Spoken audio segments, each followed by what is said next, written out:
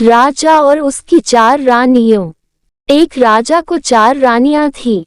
उसकी पहली रानी इतनी सुंदर थी कि वह उसे सिर्फ देखता रहता था। राजा की दूसरी रानी भी कम ना थी।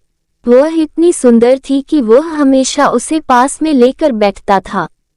राजा की तीसरी रानी उससे भी ज्यादा सुंदर थी, इसलिए राजा उसे हमेशा हर जगह अपने साथ में ले जाता था।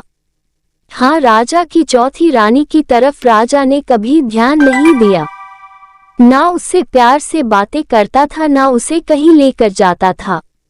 राजा इस चौथी रानी को हमेशा इग्नोर करता था। समय बिता राजा बूढ़ा हो गया और वह समय भी आ गया जब राजा अपनी आखिरी सांसें गिन रहा था।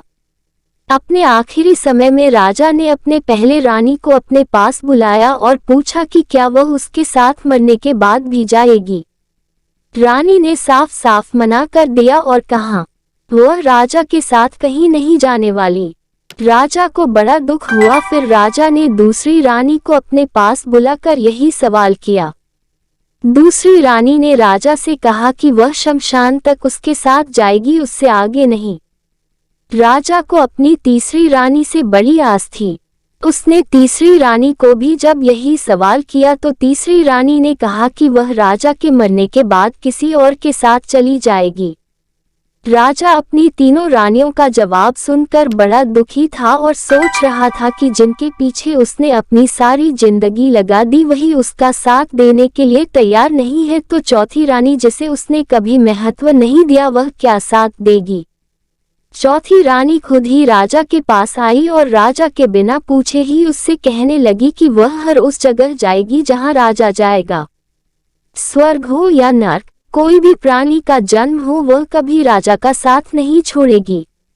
अपनी चौथी रानी का जवाब सुनकर राजा की आंखों से आनंद के आंसू आ गए और उसने खुशी खुशी अपने प्राण त्याग दिए। दोस्तों, कौन था वो राजा? कौन थी वो 3 रानियां जिन्होंने राजा को आखिरी समय में ठुकरा दिया?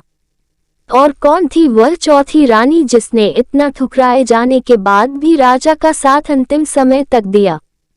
राजा कोई और नहीं, हम स्वयं हैं। पहली रानी हमारा शरीर है जो मृत्यु होते ही हमारा साथ छोड़ देता है।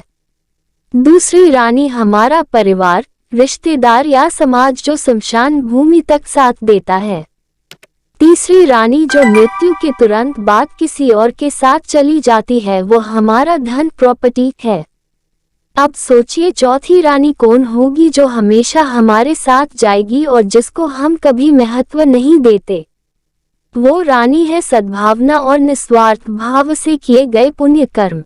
इस वीडियो में आपको कुछ भी अच्छा लगा हो और कुछ सीखने को मिला हो तो प्लीज चैनल को सब्सक्राइब और वीडियो को लाइक, कमेंट, शेयर करना मत भूलना। हम आपके लिए अच्छे कंटेंट लाते रहेंगे।